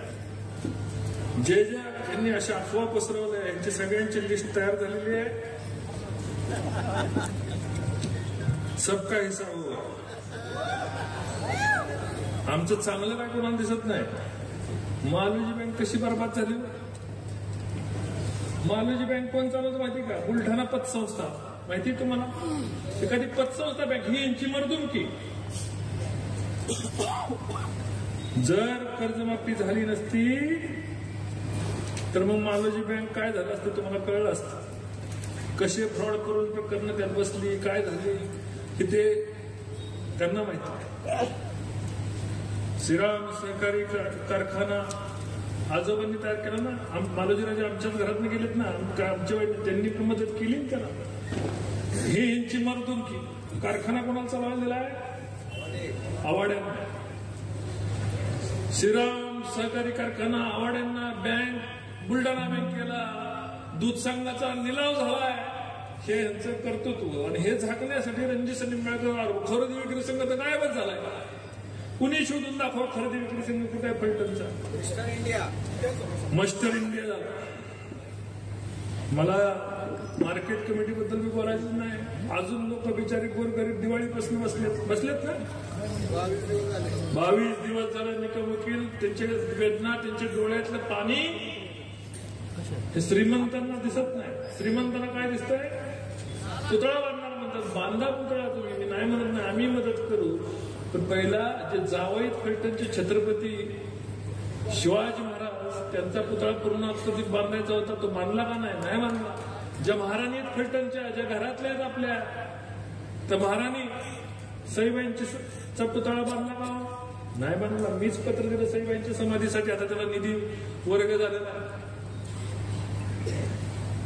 संभाजी महाराज पण जाऊ यांचे पुतळे कधी बांधले नाहीत. आम्ही जेव्हा पुतळ्यांना निधी आणला, शिवाजी महाराजांच्या पुतळ्याला निधी आणला, पुण्यश्लोक अहिल्यादेवींच्या पुतळ्याला निधी आणला, अण्णाभाऊ साठेंच्या निधी आणला, महात्मा फुले पुतळ्याचं सुशोभीकरण काम हातात घेतलं, आंबेडकर भारतरत्न आंबेडकरांच्या पुतळ्याचं सुशोभीकरण आम्ही हातात घेतलं. तेव्हा यांना संभाजी महाराज आठवले. कारण ते आम्ही करत होतो. गडबडीने पुतळा बसवला. ठीक आहे, बाकीचे पुतळे आपण बसवू.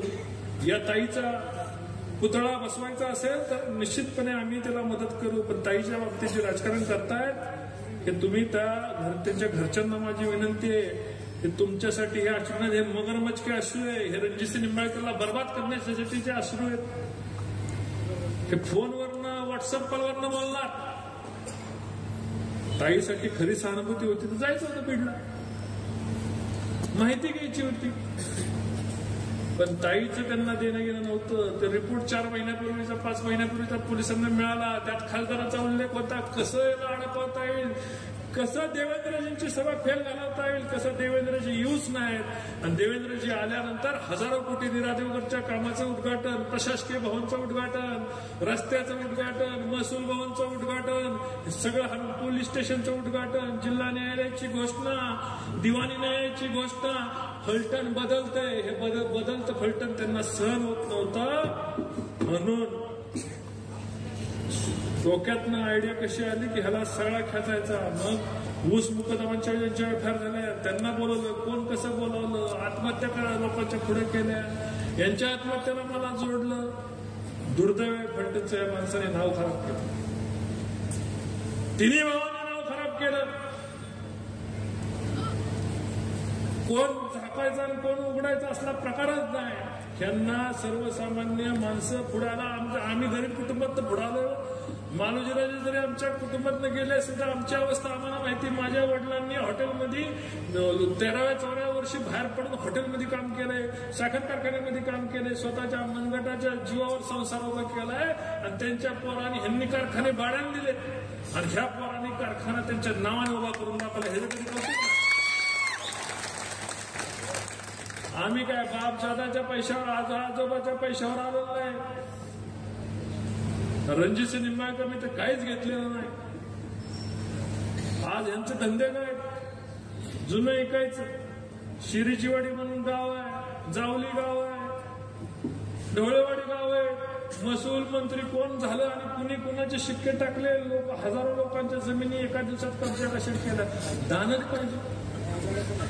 मला त्या 500 एकर MIDC त्या पुजारींनी मला सांगितलं. मी त्यातनं 4-5 वर्षापूर्वी राजीनामा दिला. पण मी सरकारला सांगितलं ते MIDC करा. 25,000 पोरांना काम देईल, लाख पोरांना काम मिळेल. ती जमीन फुकट घेऊन टाका. रुपयाला कोणाच्या मिंदा नाही. हजारो कोटी रुपयाचे टर्नओव्हर झाले. रुपया कोणाचा राहिला का शेतकऱ्याचा?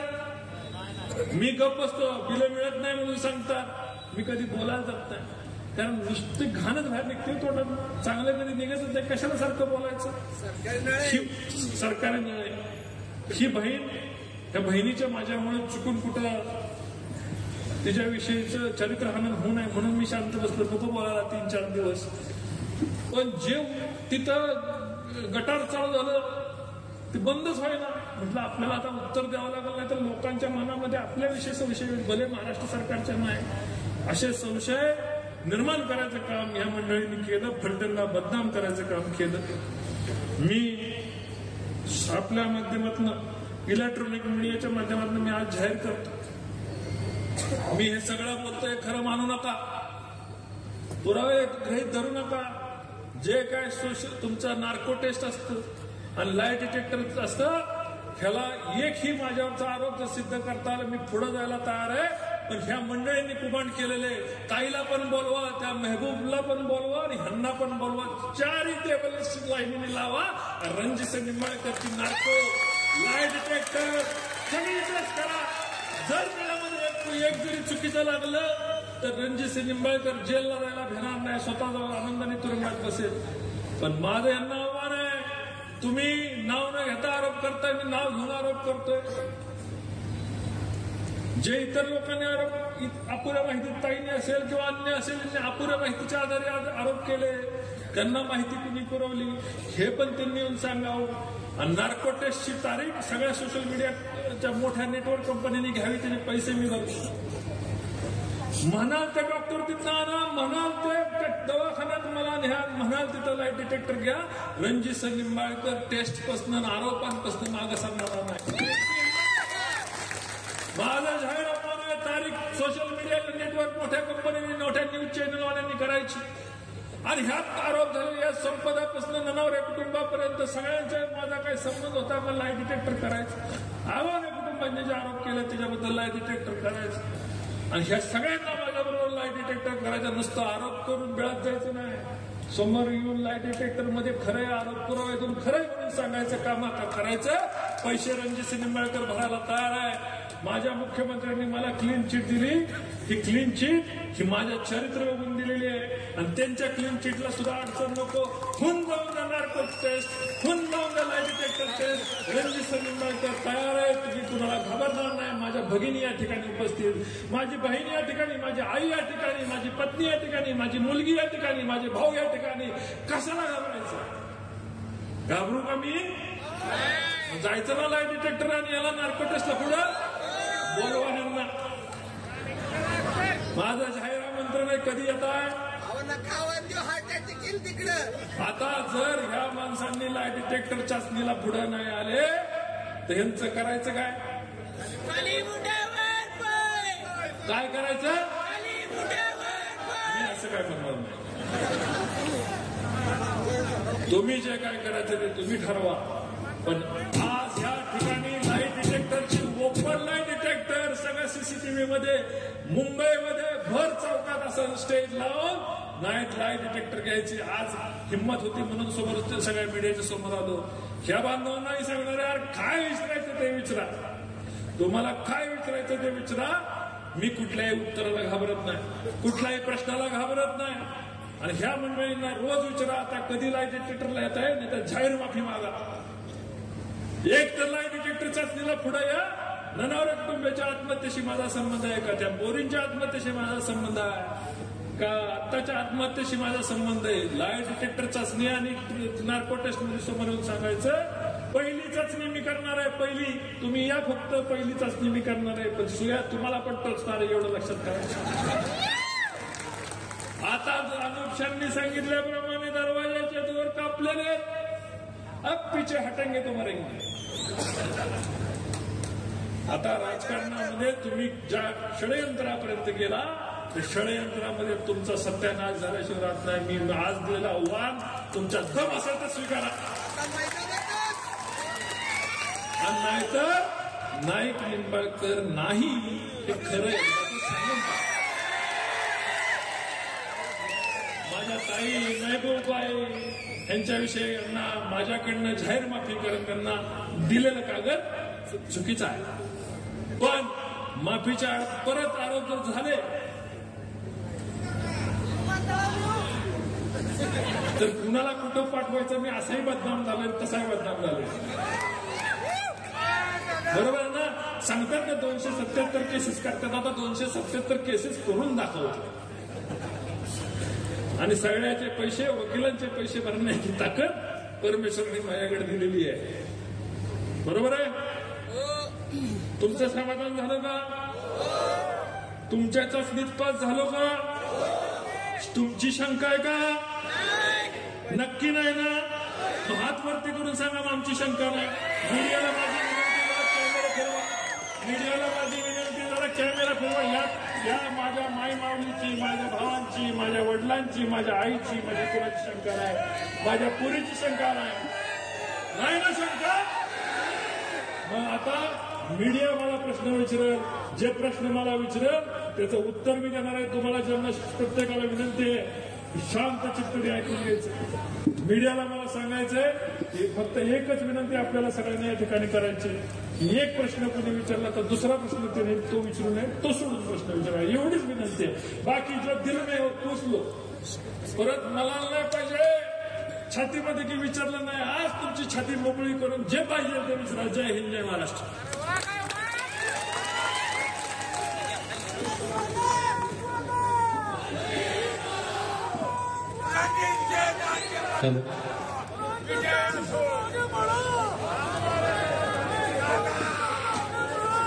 या ठिकाणी शांत बसा. चला मीडियाला माईक द्या. पहिलं कोण विचारणार आहे? 4-5 माईक द्या. 4-5 हा पण नेऊन टाका. बाहेरच्या आलेल्या माझ्या पाहुण्या पत्रकारांना संधी द्या. पहिल्यांदा तुम्ही रोजच माझं सगळंच दिवसभर बाबाडा काढायला तुम्हाला संधी आहे. बाहेरच्या पत्रकार बंधूंना मला विचारायचंय, चॅनलला व्हॉट्सअपवर मागवून घ्या, ते देतात ना, ते वाचून तुम्ही विचारता, ते सगळं विचारा मला. आज मी या उत्तर द्यायला इथं मोकळा आहे. म्हणजे दादा हे बोलतोय, बोला. सगळं स्टेटमेंट्स ऐकल्यानंतर पत्रकारांनी प्रश्न मर्यादित स्वरूपातच विचारावे लागतील एवढा आपलं स्टेटमेंट स्वच्छ. परंतु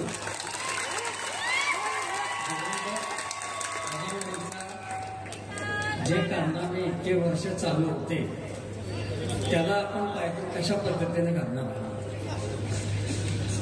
दिगंबर अगवणीचे जे कारनामे चालू होते, माझ्या पतसंस्थेला फसवल्यानंतर मी पत्र दिलेलं आहे. बाकी वेगवेगळ्या वित्तीय संस्थांनी त्याच्यावर कारवाई केलेली आहे. 28 गुन्हे दाखल झालेले आहेत. जो बोया आहे, तूर पेरल्यावर मटकी उगवत नसते, ते पेरले तेच उगवणार आहे, काळजी करू नका.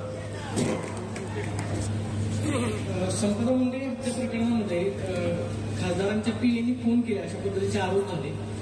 या सगळ्या प्रकरणामध्ये आज सुषमाताईंनी तुम्हाला आव्हान दिलेलं होतं की रणजितसिंह नाईक निंबाळकर ही संपदा मुंडे यांच्या कुटुंबाला न्याय देतील का, किंवा त्यांनी त्या पद्धतीची अपेक्षा व्यक्त करावी किंवा पोलीस स्टेशनला येऊन विचारावं. तुमच्यावरती जे आरोप झालेले आहेत, तुम्ही आता जो पुरावा दाखवला की सुषमाताईंनी जो व्हिडिओ दाखवलेला आहे त्याच्यावरती RR निंबाळकर येत आहे. RR निंबाळकर याचा पूर्ण लॉंग फॉर्म सांगा आणि हे पुरावे नक्की कोणाही दिलेले आहेत त्यांचं लॉंग फॉर्म सांगा ना बाबा. तुम्ही नाव द्या. पब्लिक सांगते हम पब्लिक है, हम पब्लिक के साथ है, पब्लिक जो बोल रहा है वही मास्टरमाइंड है, रामराजे. की या सगळ्या प्रकरणामध्ये रामराजे निंबाळकरांच्या विरोधात असणार आहे. बिलकुल नाही. सुषमा अंधारे आणि महबूब शेख यांनी जे आरोप केलेले आहेत त्या दोघांना ज्यांनी रसद पेपरच्या स्वरूपाने पुरवलेली आहे ती चुकीची माहिती पुरवलेली आहे. एखादा बोलू शकतो. आमच्या इथं जैन स्तंभावर लिहिलेलं आहे. काय लिहिलंय? क्षमावीरस्य भूषणम. क्षमा कोण करू शकतो? जो वीर आहे. मी क्षमा आज केली, उद्या करणार नाही. परत आतापर्यंतच्या संपूर्ण तुमच्या या प्रेझेंटेशनमध्ये तुम्ही बऱ्याच वेळा मास्टर माइंड असं उल्लेख केला.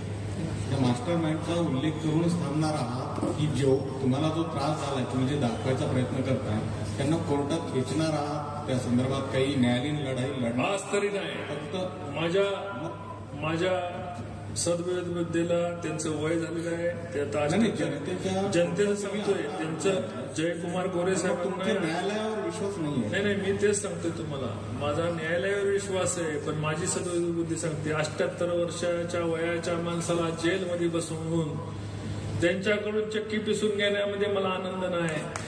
आज मी विधानसभेला त्यांना आव्हान केलं होतं की आम्हाला बदला घ्यायचा नाही, तुमच्या घरासमोर गुलाल उधळणार नाही, तुमच्या घोषणा देणार नाही.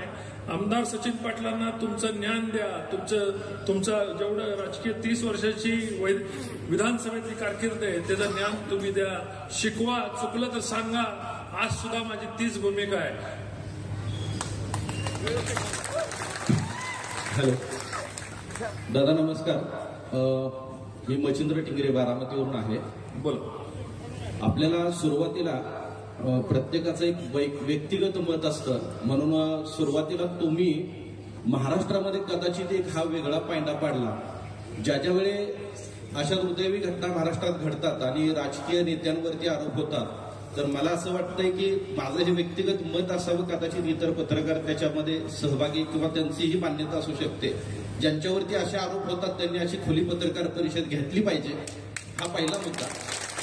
प्रश्न आहे, माझे 2 प्रश्न आहेत.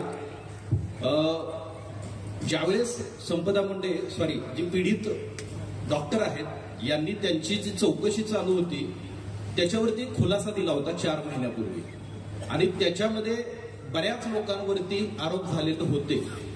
तुम्हाला असं वाटत नाही का की कदाचित त्यावेळेस जे DHO आहेत, जे डिस्ट्रिक्ट ऑफिसर आहेत, वैद्यकीय अधिकारी, त्यांनी त्या पत्राची दखल घेऊन, म्हणजे त्याच्यामध्ये जे आरोप केले होते ते पोलिसांवरती मेजर केलेले होते, आणि त्या पत्राची दखल, म्हणजे आता ते ऑफिसर असे म्हटले होते की त्यांनी तो खुलासा दिला होता, त्यांची तक्रार नव्हती. हा, पण माझं मत असं आहे की जर तो खुलासा इतका गंभीर होता तर त्यांनी पोलीस अधिकाऱ्यांना याच्याबाबत पत्रव्यवहार का केला नाही, आणि हा तुमच्या जिल्ह्यातला प्रश्न आहे म्हणून तुम्ही त्या वैद्यकीय जिल्हाधिकाऱ्यांच्या बाबतीमध्ये तक्रार करणार आहात का? हा पहिला प्रश्न.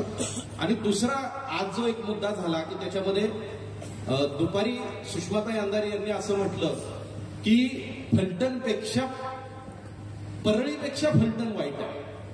याच्याबद्दल काय म्हणतात? हे बघा, माझा तालुका मला माहिती, माझी माती मला माहिती, माझी माऊली मला माहिती, माझी लोक मला माहिती. माझ्या बहिणी या ठिकाणी येऊन आज संपदा मुंडे यांना श्रद्धांजली वाहतायत. कुठलं त्यांचे कॅरेक्टर असॅसिनेशन आम्ही केलं का? आम्ही वाईट नाही, आम्हाला वाईट दाखवलं गेलं, आमची बदनामी केली, आम्ही वाईट नाही. बदनाम केलं. दादा, प्रश्न असा होता की त्यांनी दुपारी असं सांगितलं की फलटणमध्ये अनेक प्रकारे पोलीस स्टेशनवरती दबाव आणला जातो किंवा वेगवेगळ्या गोष्टींवरती दबाव आणला जातो. म्हणजे परळीमध्ये जे भयंकर कांड झालं मधल्या काळामध्ये, जी हत्या झाली होती संतोष देशमुखांची, त्याच्यापेक्षाही इथं वाईट परिस्थिती, असा आरोप त्यांनी केला. मी तुम्हाला सांगतो की हे जे षडयंत्र झालंय, 2 रणजित सिंह निंबाळकरला बदनाम करायचा, पोलीस स्टेशनवर दबाव निर्माण करायचा, प्रांत ऑफिसवर दबाव निर्माण करायचा. कालचं यांचं भाषण ऐकलं तर तुमच्या लक्षात येईल, भाषणामध्ये दम देतात, प्रांताधिकाऱ्यांना बाई म्हणतायत. अरे ती काही घरकामाला येते का बाई? तालुक्याची ती मॅजिस्ट्रेट आहे, त्यांना तुम्ही अशा पद्धतीने बघताय. जे DYSP आले त्यांना रानरेडा म्हटले. तुम्ही सूड उगवताय. तालुक्यामध्ये जी पोरं आपली पोरं तालुक्यामध्ये MPSC करून वेगवेगळ्या तालुक्यात जाणार आहे आणि त्यांना तिथं वागणूक अशी दिली तर काय होईल? चुकीचा पायंडा पाडून दहशत निर्माण करायची, माझंही ऐकलं पाहिजे, मी म्हणल ते ऐकलं पाहिजे, माझंच ऐकलं पाहिजे, ह्या भूमिकेमधनं अधिकाऱ्यांना बदनाम करायचं काम आपल्या महाभागाने केलं.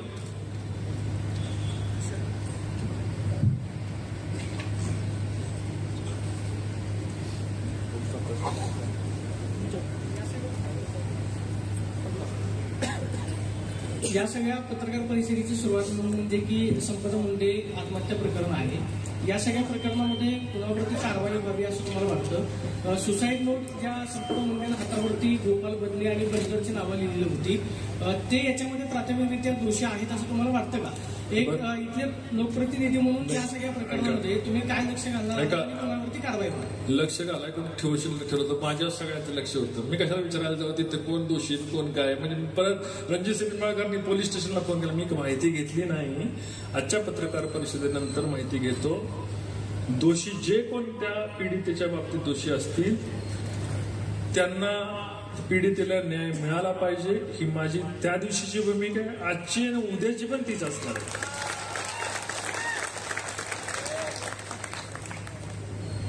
अजून कोण?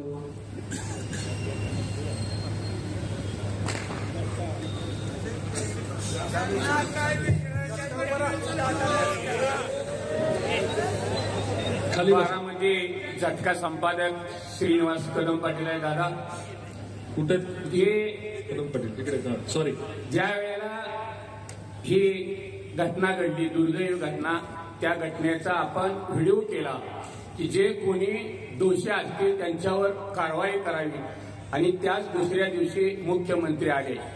दादा आम्ही अकलूजवरून आलोय, आमच्याही मनामध्ये शंका होती, परंतु तुम्ही ही लाईव्ह पत्रकार परिषद घेऊन खऱ्या अर्थानं तुम्ही या महाराष्ट्राचं राजहंस झालेलं आहे. दूध का दूध आणि पाणी का पाणी केलेलं आहे.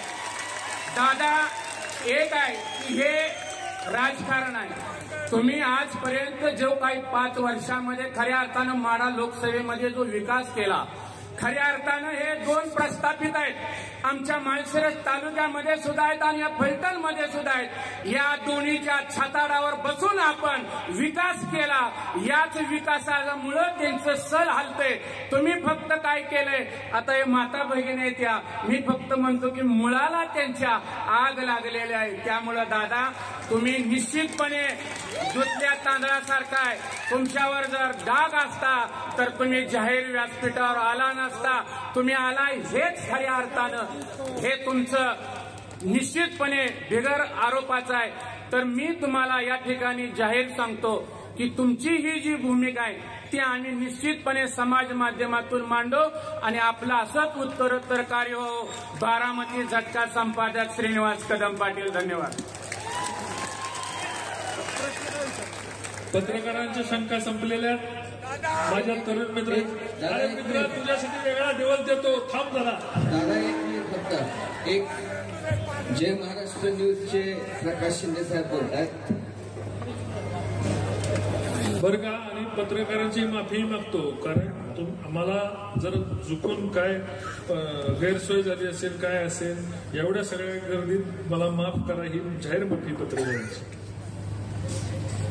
दादा रामराजेंनी असा आरोप लावलाय तुमच्यावर की राहुल दस जे DYSP होते त्यांना तुम्ही आणलंय आणि त्यांनी जे कारनामे केलेले आहेत त्याच्या मागे तुम्ही आहात, काय सांगायला? आता मी त्या आरोपात सगळ्याच आरोपाचं मी खंडन केलेलं आहे. त्या माणसाने चांगलं काम केले. DYSP राहुल दस यांच्या काळामध्ये अनेक गुन्हे उघडकीस आले, आणि जर अशा चांगल्या काम करणाऱ्या माणसाला माझ्याशी जोडायचं आणि मग येणाऱ्या नवीन अधिकाऱ्यांवर दबाव निर्माण करायचं, हे षडयंत्र आहे, लक्षात घ्या. म्हणूनच मी लाईव्ह डिटेक्टरची मागणी केली. रामराजेंनी त्या ठिकाणी यावं, मला विचारावं, मला जे प्रश्न विचारले ते खरेच काय हे तुम्ही विचारावं. विचारणार आहे का? मला वाटतं कोणी नाहीये. दादा कन्क्लूडला यायला हरकत नाहीये.